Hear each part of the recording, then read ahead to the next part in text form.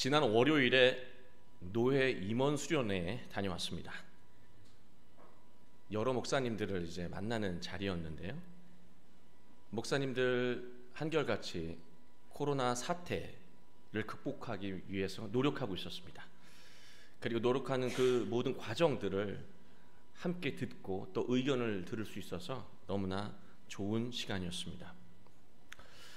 목사님들이 한결같이 하는 이야기가 있었어요. 그 이야기는 앞으로 교회는 코로나 이전의 상황으로 절대 돌아갈 수 없다는 말이었습니다. 교회는 코로나 이후를 이제 진지하게 준비할 때가 된 것이죠. 그리고 교회는 교우들에게 신앙과 삶의 새로운 길을 제시할 때가 왔다는 거예요. 저는 돌아오는 길에 평상시에도 생각을 했지만 코로나 이후에 달라지고 있는 것이 무엇일까 곰곰이 생각해 봤습니다. 여러분도 잘 아시고 느끼는 것처럼 집단주의 사회가 개인주의 사회로 변화해 가고 있습니다. 사실 사회는 이미 다운사이징, 축소되는 방향으로 개인 중심의 사회로 가고 있었습니다. 다만 코로나로 인해서 그 속도가 훨씬 더 빨라지게 된 것이죠. 사람들이 모이는 곳에서 즐거움을 찾던 문화가 줄어들고 있고요. 이제 개인적인 공간에서 자신의 만족을 찾아가는 그 문화가 확산되고 있습니다. 사람들이 모이는 곳에서 서로를 비교하며 남들보다 더 많은 것을 가졌다고 이렇게 만족해하는 시대가 이제 끝나가고 있다는 것입니다. 세상이 이렇게 변화해가고 있는데 과거의 삶을 그렇게 고수하게 된다면 영적인 빈곤은 커질 수밖에 없고 삶은 더더욱 공고해질 수밖에 없습니다. 교회도 마찬가지입니다. 변화하지 않으면 안 되는 상황에 놓였습니다. 사도행전 2장 46절 말씀이 떠올랐습니다. 날마다 마음을 같이하여 성전에 모이기를 힘쓰고 집에서 떡을 떼며 기쁨과 순전한 마음으로 음식을 먹으라. 그러나 오늘날 코로나 때문에 모이기에 힘쓰는 것이 참 어려워졌어요.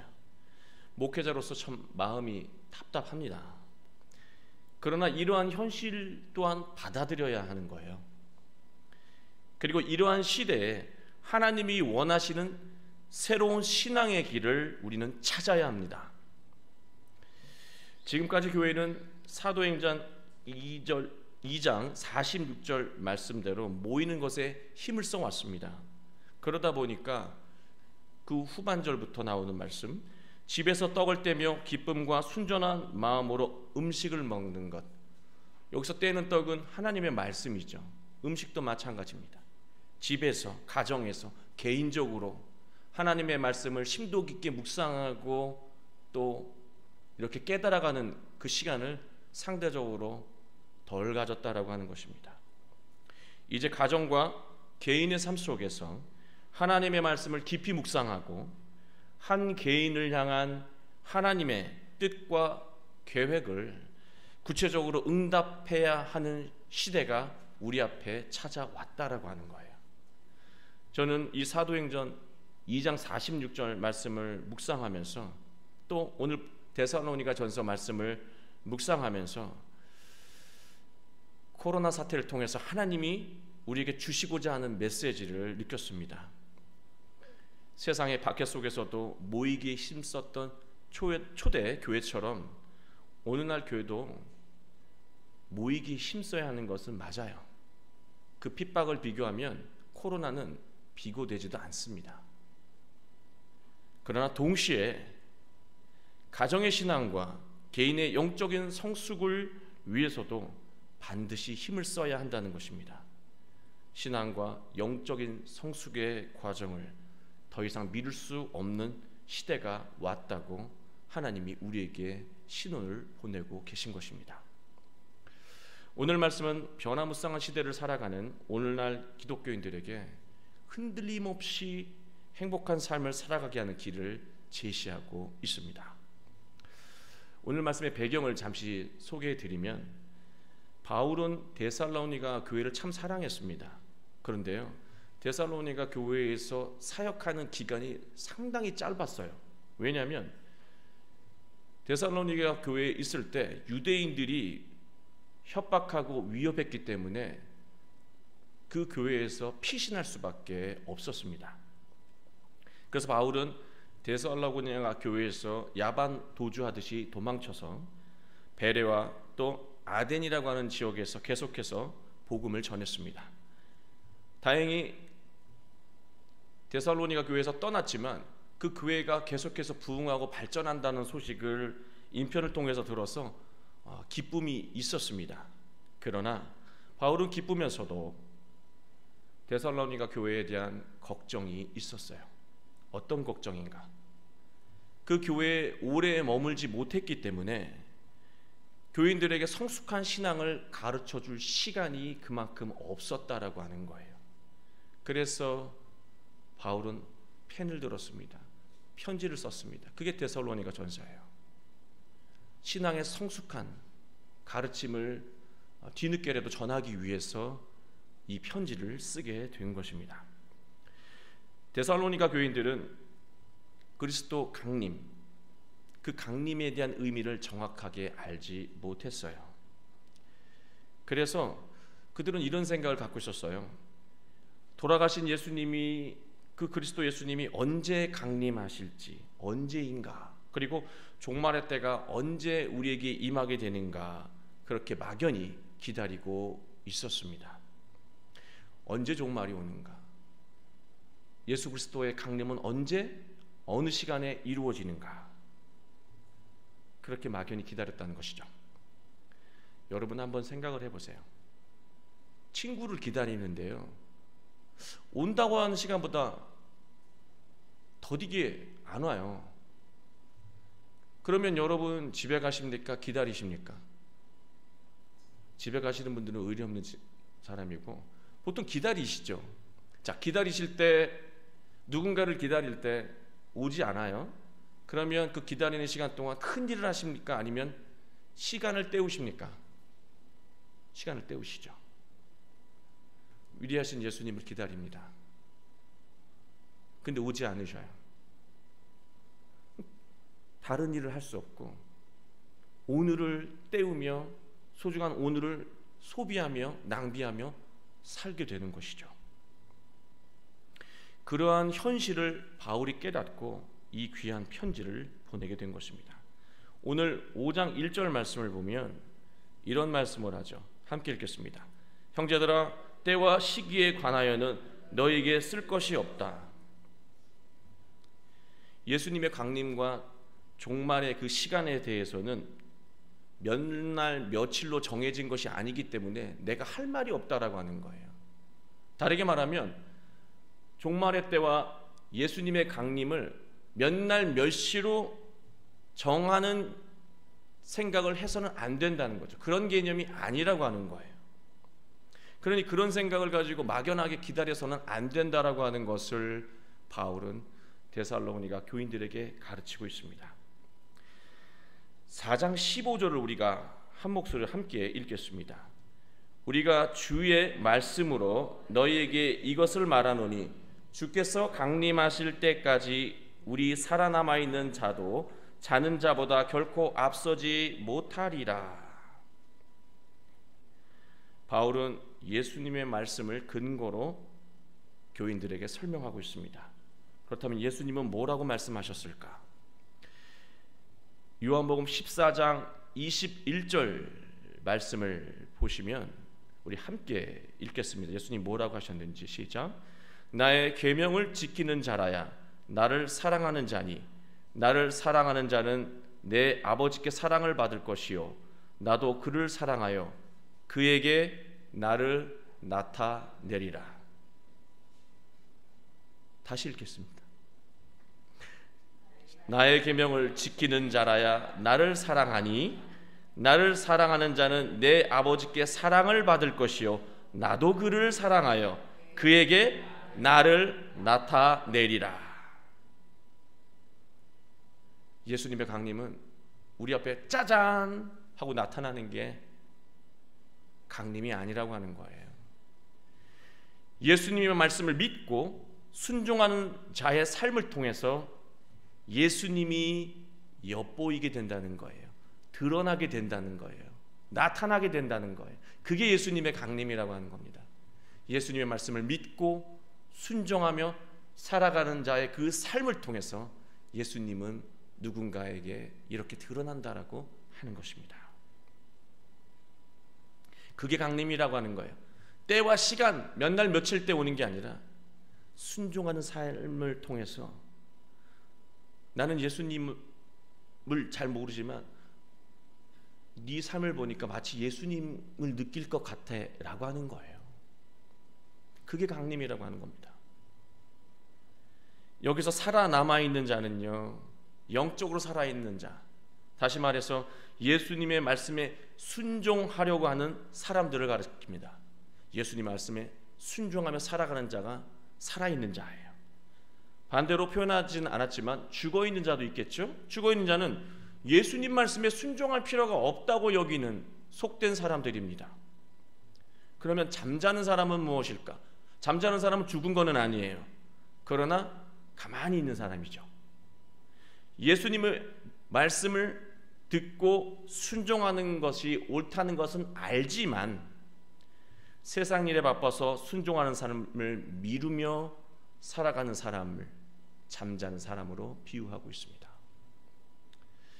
우리야말로 신앙 안에서 잠잤다가 깨어났다가 잠잤다가 깨어났다가를 반복하는, 예수님의 강림을 제대로 이루지 못하는, 예수님이 강림하실 쯤 되면, 드러나실 때쯤 되면 다시 또 잠자고, 그러한 삶을 살아가고 있는 자들은 아닌가. 우리 삶을 돌아봐야 합니다. 우리는 이 말씀은 따를 만하고 저 말씀은 못 따르겠고, 그렇게 말씀을 선별적으로 자기 중심으로 따르고 따르지 않는 것을 반복하게 되면 깨어났다가 살아났다가 잠잤다가 살아났다가 잠잤다를 반복하는 거예요. 2절, 주의 날이 밤에 도둑같이 이룰 줄을 너희 자신이 자세히 알기 때문이라. 주의 날이 밤에 도둑같이 온대요. 주의 날은 살아있는 자에게는 하나님의 말씀, 예수 그리스도의 말씀에 순종하는 것이 옳다고 여기고 순종하는 자에게는 이 주의 날이 예수님이 임하는 능력의 날이 돼요. 그러나 죽어있는 자나 잠자는 자에게는 이 주님의 날은 하나님의 진노의 날이 되는 것입니다. 밤의 도둑같이 우리가 영적으로 잠드는 순간에 하나님의 진노는 갑자기 임하게 된다는 거예요. 그래서 깨어 있으라고 하는 것입니다. 3절 말씀을 보면 이 잠자는 자 그리고 죽어있는 자를 상징하는 그런 표현들이, 그런 영적인 상태가 나오고 있습니다. 우리 3절 한번 읽어볼까요? 그들이 평안하다 안전하다 할 그때에 임신한 여자에게 해산의 고통이 이름과 같이 멸망이 갑자기 그들에게 이르리니 결코 피하지 못하리라. 영적으로 죽은 자, 영적으로 잠자는 자는요, 지금 현실이 평안하다, 세상적인 것이 안전하다고 여기는 거죠. 그래서 세상적인 것을 구하는 거예요. 그러다가 도둑같이 임신한 여자가 자기가 정하지 않은 그때에 아이를 급하게 낳는 것 같이 그 멸망의 때를 피하지 못하고 겪게 된다고 말씀하고 있습니다. 5절 말씀을 보면 너희는, 바로 우리를 가르치죠. 너희는 다 빛의 아들이요 낮의 아들이라. 우리가 밤이나 어둠에 속하지 아니하나니. 6절, 그러므로 우리는 다른 이들과 같이 자지 말고 오직 깨어 정신을 차릴지라. 오늘날 코로나 사태가 저는 주님의 날이 도둑같이 임한 것이라고 생각되어집니다. 코로나 생각이나 했습니까?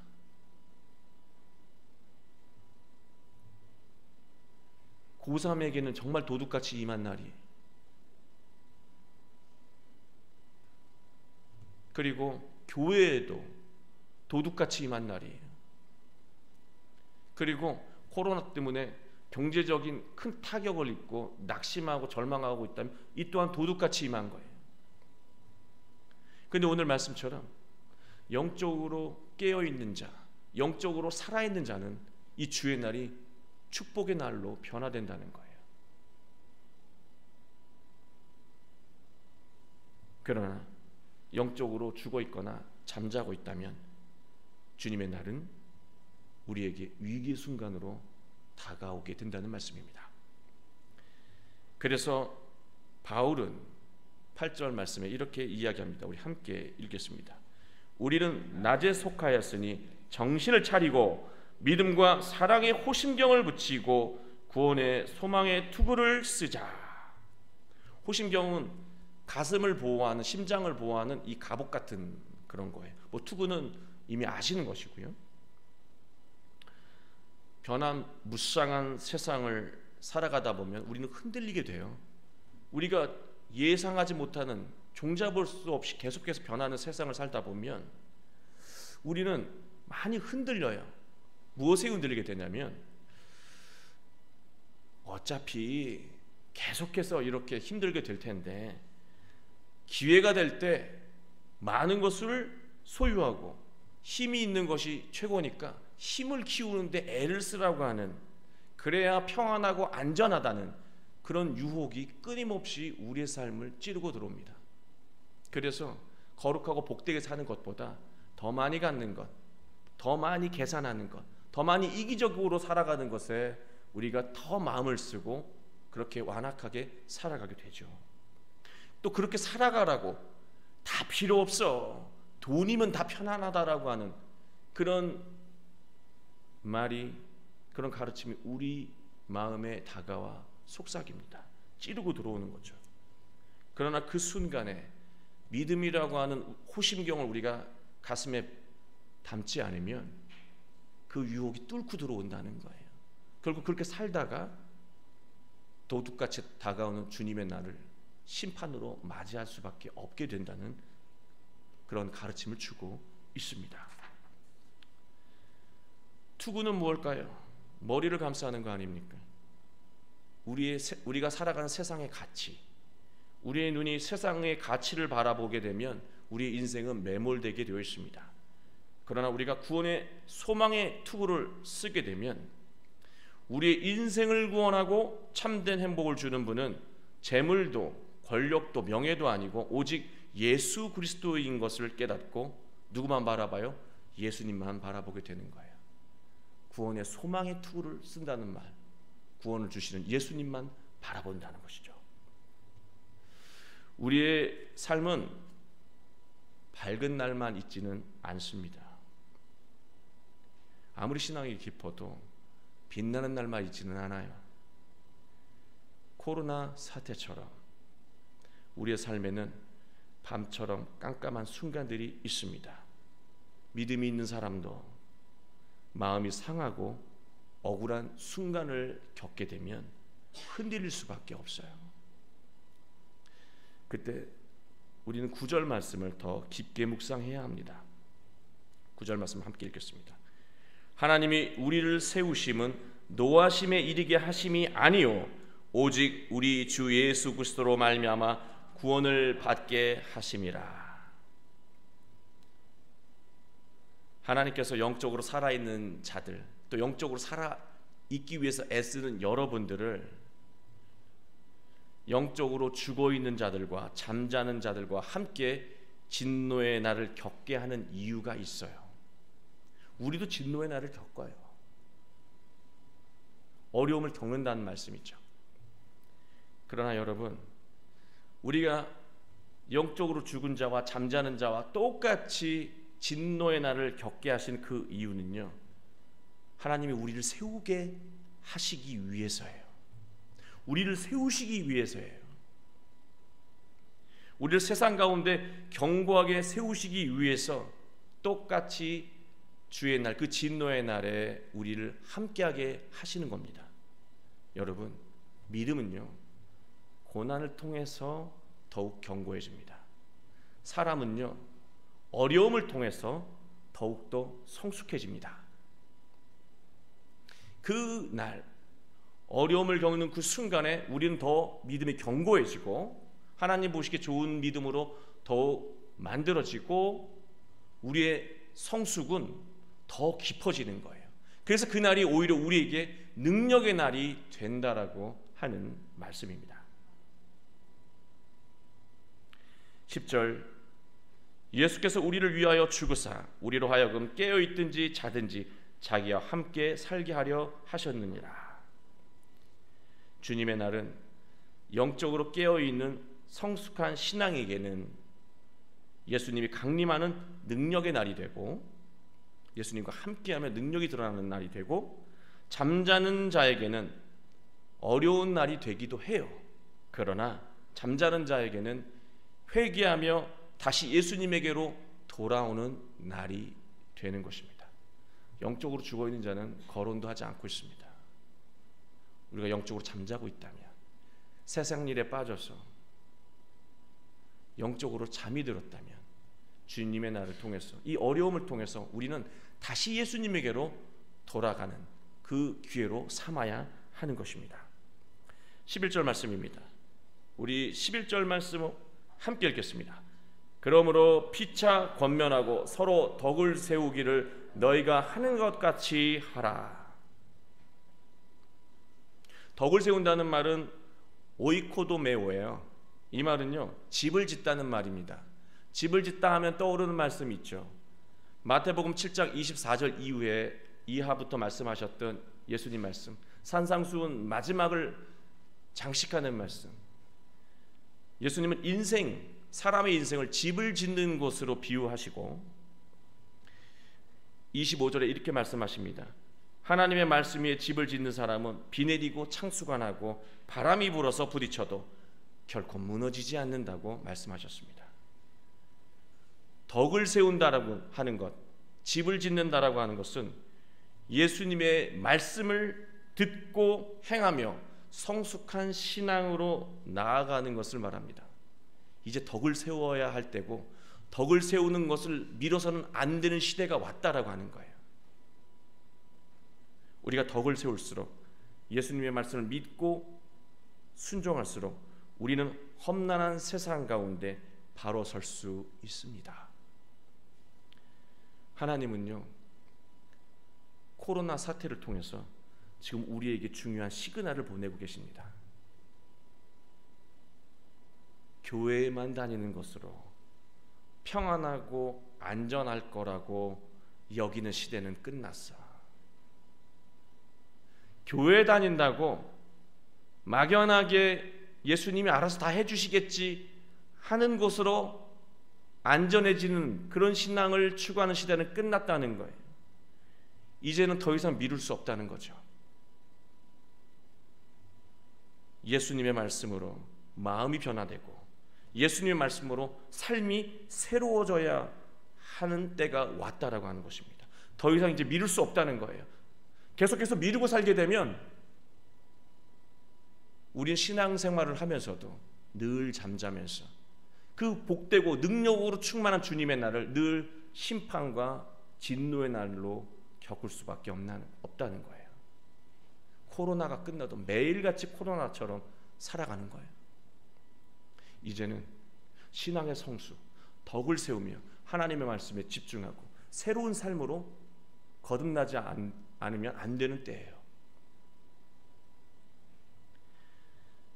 하나님의 말씀은, 이 귀하고 복된 말씀을 오늘도 들을 수 있고 다음 주도 들을 수 있고 그런 것이 아니라 지금 오늘 나에게 이 주시는 말씀은 오늘 내가 살아가야 하는 나에게 주시는 말씀이라고 여기고 순종하며 살아갈 때, 이러한 성숙한 신앙으로 살아갈 때 여러분 인생 속에 예수님이 강림하십니다. 예수님이 여러분 인생 속에 강림하시고 임하시면요, 여러분이 불가능하다고 여겼던 것들이 가능으로 변화돼요. 낙심으로 여겼던 것들이 희망으로 변화됩니다. 주저했던 것들이 용기를 내야 하는 기쁜 일로 바뀌게 되는 거예요.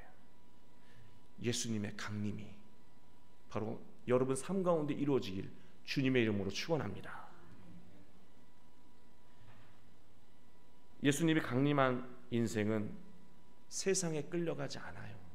세상은 계속해서 바뀌는데요, 세상을 뒤따라가는 인생을 살게 되면요 늘 버거워요. 여러분 등산해 보셔서 아시잖아요. 앞에 가는 이유가 잘나서가 아니라 뒤따라가면 죽어요. 너무 힘들어요. 뒤따라가는 거는 나중에 길도 잃어버릴 수 있어요.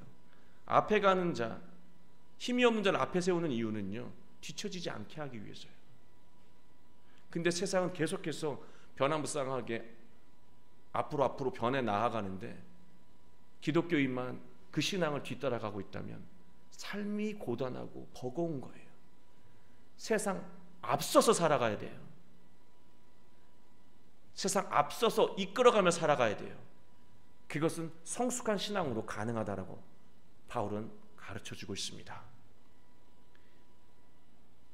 이 성숙한 말씀과 가르침, 그 생명의 가르침이 어디에서 공급됩니까? 두말할 것 없이 하나님의 말씀이고, 그 하나님의 말씀이 울려 퍼지는 곳은 교회예요. 그러니 교회에 아무리 힘들더라도 우리 초대교회처럼 교회 가면 사형당하는 수준 아니잖아요.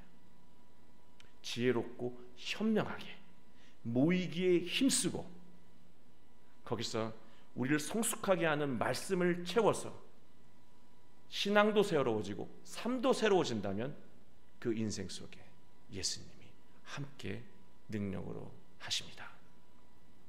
한 주간 성숙한 신앙을 이루어서 지금까지 지체되었던 여러분들의 간절한 일들이 다 이루어지는 복된 주님의 날을 맞이하게 되실 주님의 이름으로 축원합니다. 기도하겠습니다. 아버지 하나님,